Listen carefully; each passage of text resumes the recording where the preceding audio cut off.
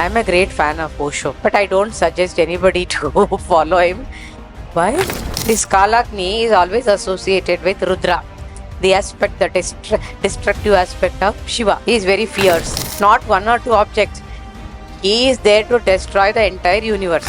Let the Dharana on the floor is an uninterrupted flow of thought.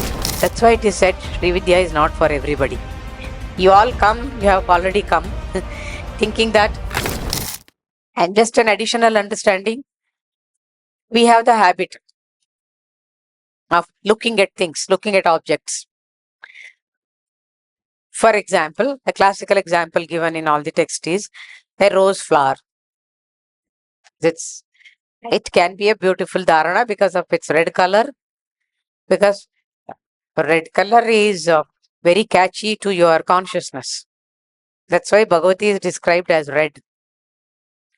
So red color added to it the beauty of the shape of the flower, red rose. Among all the roses, red rose is very famous as an object of beauty. So what we say, you go to a garden and then there is a beautiful red flower blossoming. Immediately you say, wow, the flower is so beautiful. You have heard of Osho, right? He makes such beautiful statements about these things. It's such an eye-opener, revealing. I'm a great fan of Osho, but I don't suggest anybody to follow him. Why? Why? Why you burst into... the reason with which you are smiling is not my reason. Definitely.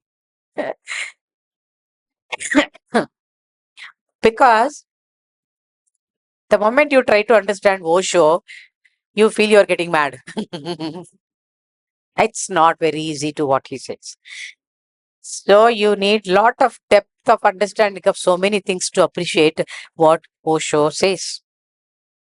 So I don't suggest anybody to listen to Osho, at least to begin with. But this example is, I think, quite comprehensive, so I'm quoting him. See, when we say the flower is, red rose is beautiful, there is a movement in our observation and time concept. Then our attention, our dharana is dispersed, scattered. And the mind has already concluded that the flower is beautiful. So it is a shift of awareness to make the flower into a beauty. Beauty is a concept. Flower is a material, an object. Instead of that, Osho says, just look at rose as rose is and don't attach any attributes that it is beautiful or ugly or anything.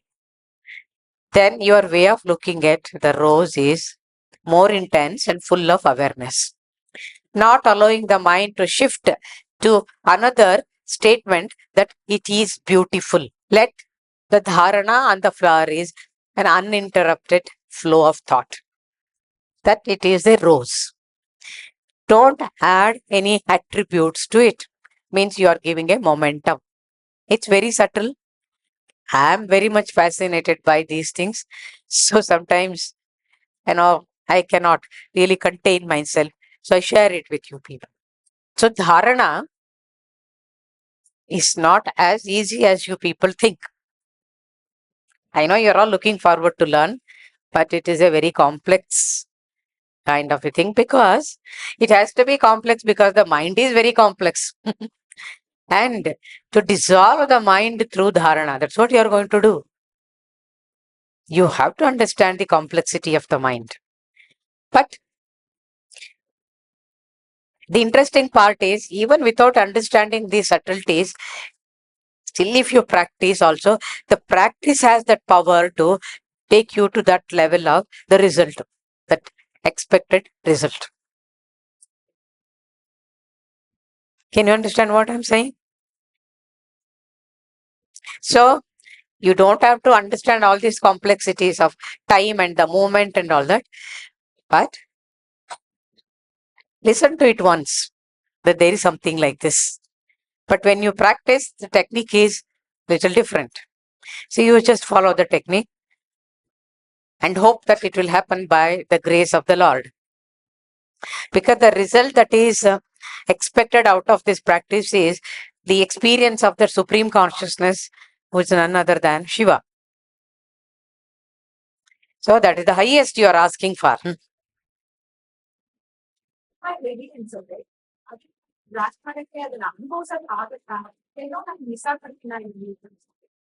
ಏನು ಆಗಲ್ಲ, ಸುಮ್ನೆ ಕೇಳಿಸ್ಕೊಳ್ಳೋದು ಅಷ್ಟೇ. ಈಗ ಇದನ್ನ ಇವ್ರೆಲ್ಲ ಅಷ್ಟೇ ಮಾಡ್ತಾ ಇರೋದು.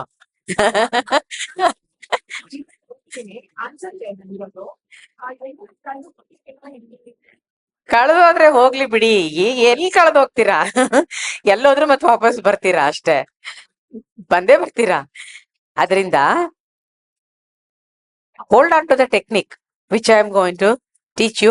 I am not teaching, it's there already, in everything is described. You have to just do the proper interpretation of these classical texts. That's all. So it is given to you now that one should contemplate in the following way. What is the process of practice of this dharana? My body has been burned by the fire of Kalagni, raising from the toe of my right foot. Is it difficult? ಇಲ್ಲ ಅಲ್ವಾ? ಕೂತ್ಕೊಳ್ಳೋದು, ಕಣ್ಣು ಮುಚ್ಕೊಂಡು ನಿಮ್ ಕಾಲನ್ನು ಹೀಗೆ ಮುಂದೆ ಇಟ್ಕೊಂಡು ಕೂತ್ಕೊಳ್ಳಿ, right foot, and then you know the right toe. Focus on it.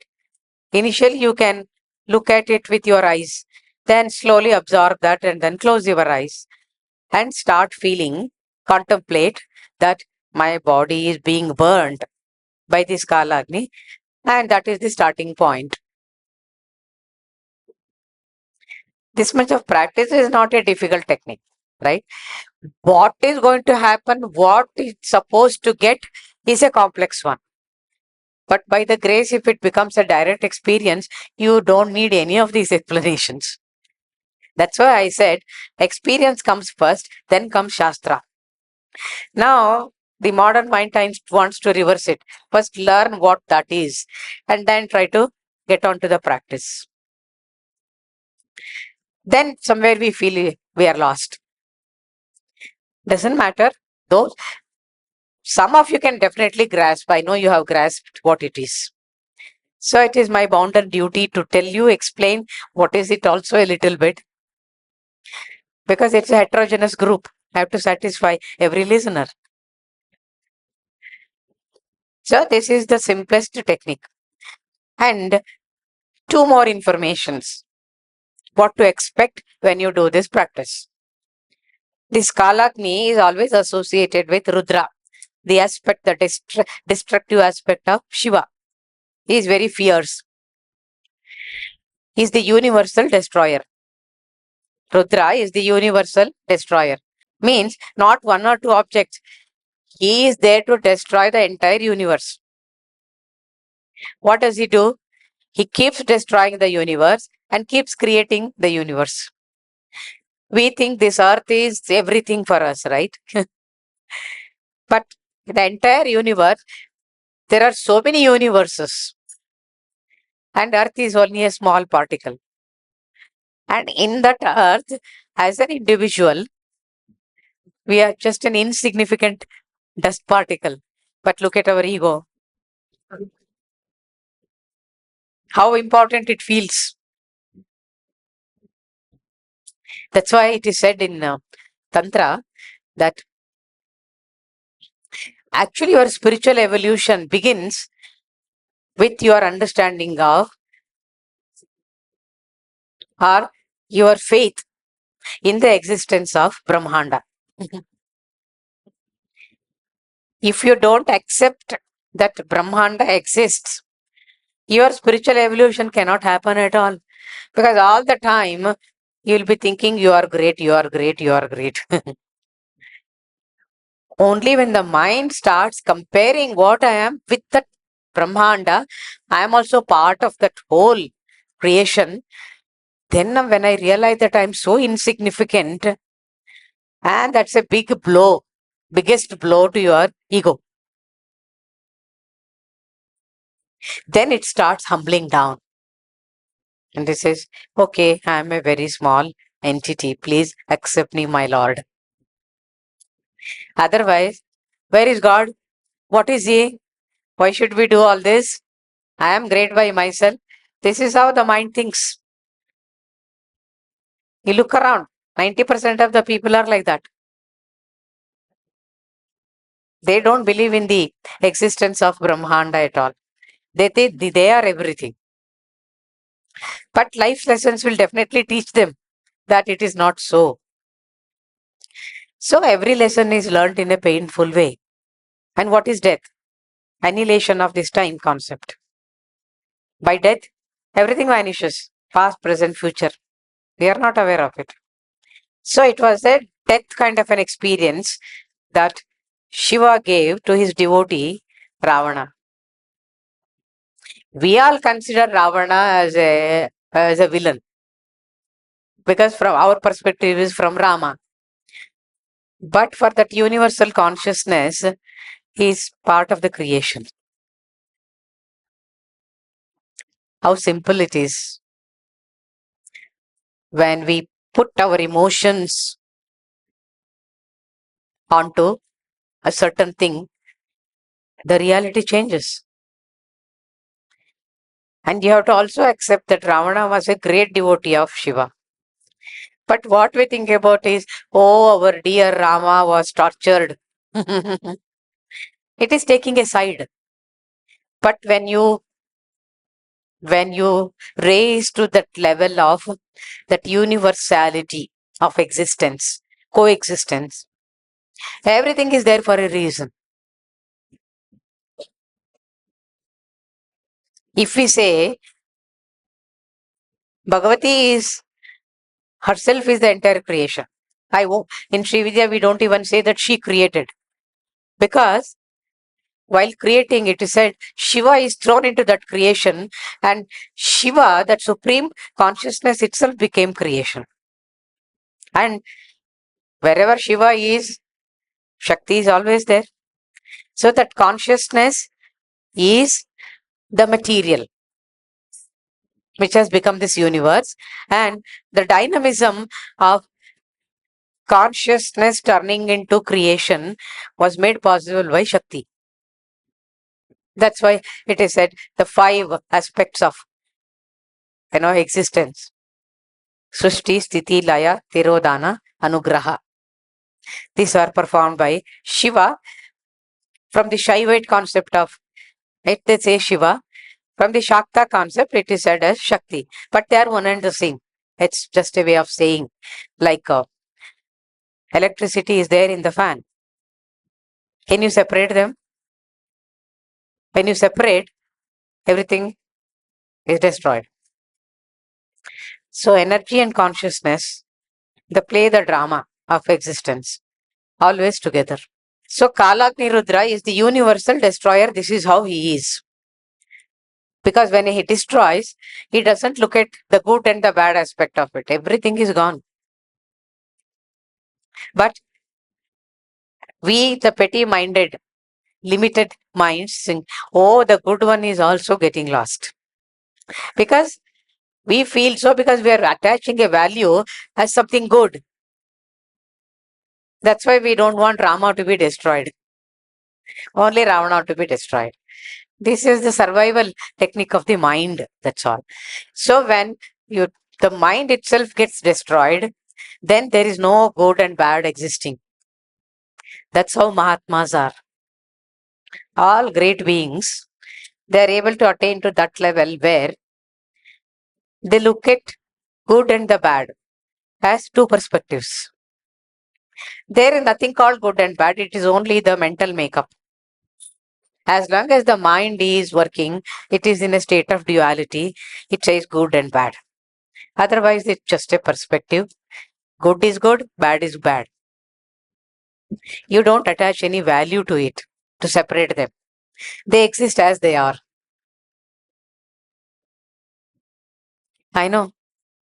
Initially, it becomes so very difficult to accept all these things because the mind is conditioned by one kind of a thought process. Srividya means deconditioning all these things. Then only you can hope to attain that state of Jivan Mukta. liberated while in the body. Otherwise, videha mukti. When you leave the body, you are liberated. But Tantra is not satisfied with videha mukti. Because it just happens. Here, Jivan Mukta means everything is your effort as sadhana. That's why this kind of a sadhana is considered the highest, the supreme. So Kalagni Rudra, the aspirant should imagine that his whole body is being burnt by the flames of Kalagni Rudra. So Bhavana, the sense of imagination, putting your thought process into that imagination and your emotions. So Bhavana, Kalpana are very important in most of these dharanas. The entire Sri Vidya concept rests on the power of Bhavana. How? You have not seen who is Lalita Tripura Sundari, but you have been told and you have been shown. That's why it is called Shuddha Vikalpa. Means to begin with, you have to imagine, to begin with, you have to have the faith. Then you can arrive at that reality. And when you arrive at that reality, you realize what you began with is something totally different. And your very concept of God, what you thought was, is not the same. It doesn't remain the same. That's why gurus don't encourage you to hold on to for a longer time on the three-dimensional aspect of Bhagavati. That's why I said, if you call her Mother Divine, you are limiting her. You have to call her Shakti. Shakti is no energy cannot be destroyed. It can be transformed. Pure science, physics. That means when you call her Shakti, she is eternal. So it can be transformed into any form. So one of her forms is Divine Mother. One of her forms. So when you want to hold on to her as Divine Mother, that's why I said your emotional body also has to be very balanced. And you should approach spirituality in a very scientific way. All your emotions get dissipated otherwise. And if you hold on to only emotions, bhavana, it becomes limiting because other dimensions of your personality don't blossom. That's why it is said Sri Vidya is not for everybody. You all come, you have already come, thinking that Guru will give one mantra, we chant, and there ends the matter. And that is what Sri Vidya is. There are people, I am not exaggerating. The day they take the mantra and they disappear, there ends my connection with them and their connection with me. God only knows what they are doing, where are they. I mean, from my perspective, there is the higher power. It must be taking care of them. But I am not sure because it can happen if they are practicing, right? And practicing is not very easy. I have categorized now Aramba, Madhyama category of students in my YouTube. So without the Guru, why do we look for Guru? Because he will pump in constantly that enthusiasm and inspiration and all that by his way of talking or his lifestyle. Or there is a living model for you to approach. These reasons become kind of a hope that if they have attained, I can also attain. This is the reason why we need a physical guru. So this bhavana has to play its role in a perfectly balanced way. If you do it excessively, then you'll be burning yourself down more. So how much to do? How much of that awareness to be applied in terms of bhavana is very important. That's why I said, looking at Bhagavati's photo or when you do the japa, mantra and all that, it's all fine. And you say or you experience that There is copious tears and crying, sobbing, and all those things. To begin with, these expressions, these experiences are okay. But after a certain level, that itself becomes an obstacle in your perception of divinity. So, excessive emotions is a stumbling block to your practices. Similarly, fire means anger. Rudra is that aspect of anger. Without that anger, how can you destroy? But how much of it you can, you should, also is questionable. And this idea that your body is burning, relax. This idea is that all the impurities that are due to the limitations of the body has so many limitations, right? If you want to walk 10 kilometers, it's not possible. Then we know the limitation of the body. Have to be destroyed by Kalagni Rudra, who destroys all impurities, sins, etc. So basically, this dharana is meant to burn down your toxic personalities, negative thinking, negative emotions, all these things. It helps. So by this practice, the aspirant feels that his impurities have been burnt away. This is the fruit of the practice. And thus he experiences his essential self, that is the Nija Swarupa, which is all peace and joy. In the sense, since it's called Vijnana Bhairava Tantra, it's all about the Bhairava aspect of Shiva. And who is Bhairava? Some texts say, Tantra says, one step behind Shiva. Bhairava has not become the complete supreme consciousness. But there's one step more for that. But in this text, when we read, it doesn't say like that anywhere, that it is equated with Shiva only, a supreme consciousness. Take it with a pinch of salt. So you understood now? There are many other things to understand in this, but I don't want to kind of make it further complex, because I'm hoping that your practice itself will reveal all those dimensions which you need to understand through a language. Language is always limiting. Okay, shall we do the practice for about how long? 10 minutes, can you sit? Now you have to apply the technique of sitting. Don't ignore this aspect. That जैसे मैं बैठ रहा हूँ वो ठीक है. You have to feel that your spinal column is 100% aligned 90 degree. And it's like you are lifting up one vertebra above the other. You have to feel from 1 to 2 and 3 and 4 and 5 and 6 and lift it up. To do that, there should be an alignment which Gaurav was explaining to you, that your hip line is higher than your knee joints. So you build up a triangle, but not at the same level. It's slightly, see, your legs are like this, you're folded, and your hip joint is a little elevated.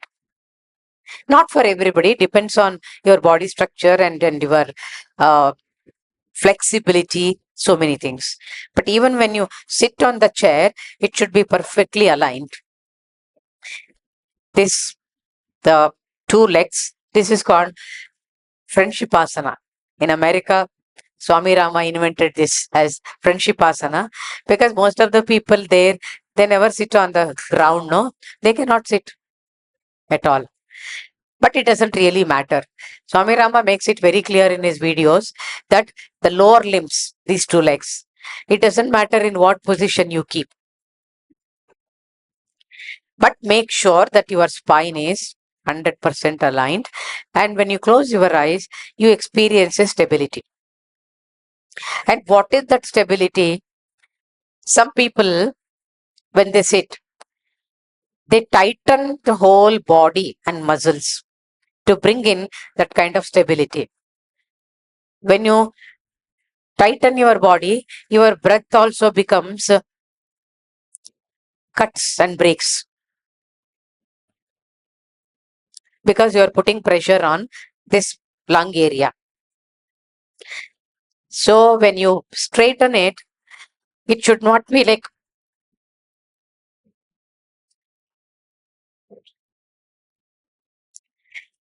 there is a beautiful grace that you have to evolve in your sitting posture where no part of your body is tensed up. How you arrive at is your individual freedom. But for any reason, don't sink your body like this. You should always lift off your vertebra. Then only the energy movement, 12 energy centers, they can move upward without any obstacle. And so also when you do a practice dharana like this, the energy flow should be facilitated in such a way that every cell of your body receives the touch of that energy and the flow of that energy. So sitting posture, as Gaurav was telling in the morning, even if you have to spend 5 years, it's worth it. Don't conclude that whatever is your sitting posture is perfect. Now look at it afresh. Try to see what it is. Inch by inch, even if you improve,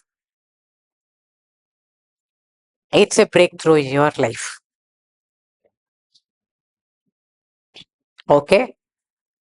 Try to assume that posture in a relaxed way and cross this right foot to the front, make it visible, and look at the toe, right toe. How to look at it? Your breath should flow to the toe and then come up as exhalation and inhalation. First, do it with your open eyes. Exhale all along the body up to the toe. From there, inhale without any breaks and cuts. Your awareness should be one uninterrupted flow. Exhale to the right toe. Inhale up to the nostrils. Exhale to the right toe and inhale to the nostrils. And when the movement happens, your awareness should not jump from one organ to another. Should be a continuous flow without any breaks. Means it comes and then it takes it stop and then it goes down, it goes down. That kind of awareness should not be there. By continuous practice, you get it. Now you can close your eyes and then try. आंखें बंद करके कण्मुच्ची माड. Yeah, exhale to the toe and then inhale to the nostrils. Either way, but the flow has to be without cuts and breaks. By focusing on the breath, you can make it subtler and subtler, and your focus becomes one pointed onto the right toe. So through this breathing practice, you are connecting the mind to that part of the right toe, which is the basic need of dharana. Now slowly, very gently, without disturbing your focus, your attention, your awareness, you imagine that there is a spark of fire ignited in your right toe, as though you have used a matchstick and then put the fire and lit it up. Let it start with a small spark. Keep looking at it inside of the toe, right toe, that there is a spark of fire burning in a very gentle and soft way. This is the way you have to expand your imagination to make this dharana very picturesque and become a direct experience.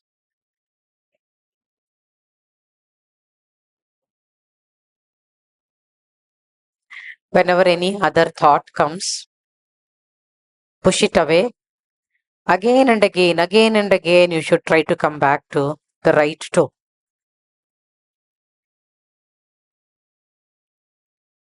Now, slowly you feel, you imagine that flame, which was very tiny, the tiny spark of that fire is growing bigger and bigger and enveloping the entire right toe. And let the flow of breath, the prana, be rhythmic, deep, and serene without any cuts and breaks.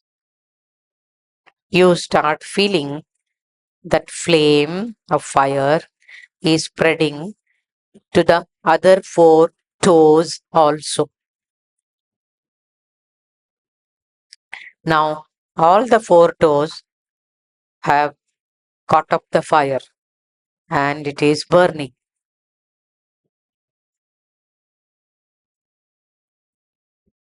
Big toe, second toe, third, fourth, fifth. It is spreading. The flame is spreading. And that flame is picking up momentum. It is moving. That flame is moving like time. Kalagni. Fire as time. Time as fire.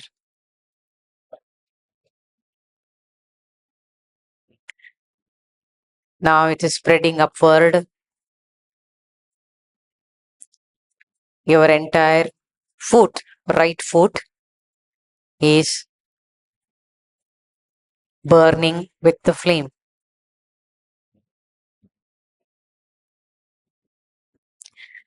Now your focus and awareness should start expanding. When you come to the heel part of the foot, you should not forget the toes. The toes and the entire foot should be observed in one single point. So the whole foot is burning, burning and expanding its flames, stretching its tongue and moving upwards in unidirection. That's very important.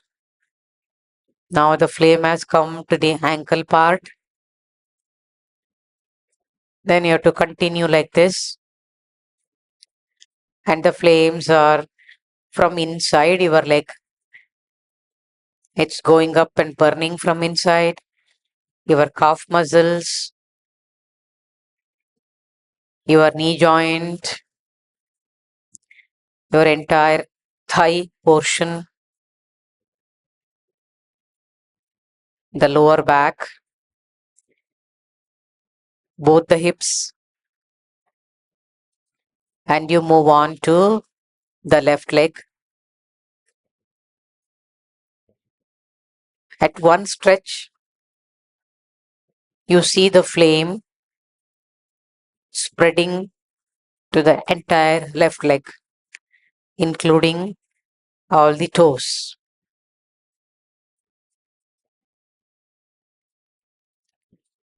Now your Awareness should expand to both the legs that they are burning together.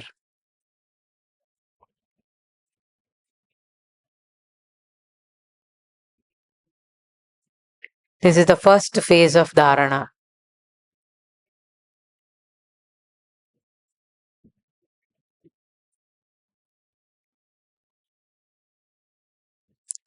So, 2-3 times you spread your awareness from the toes upward towards the lower back.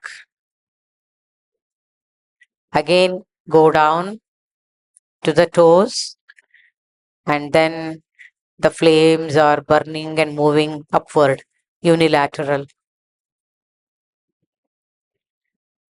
And the moment of fire, like time, has picked up. The flames are spreading faster, and the burning is very intense, because of which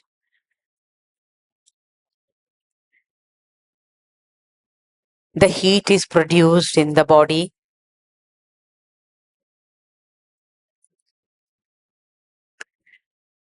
and you should be able to feel the heat of the fire, heat of the flame.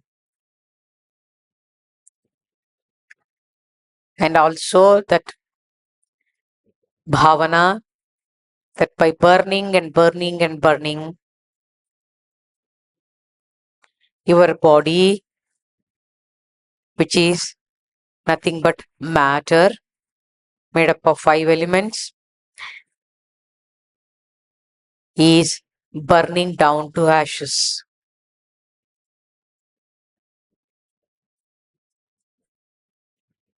Move upward, the entire back, the spine, the lower back, the upper back, the muscles, and the flame has entered your internal organs, your liver, pancreas, kidney,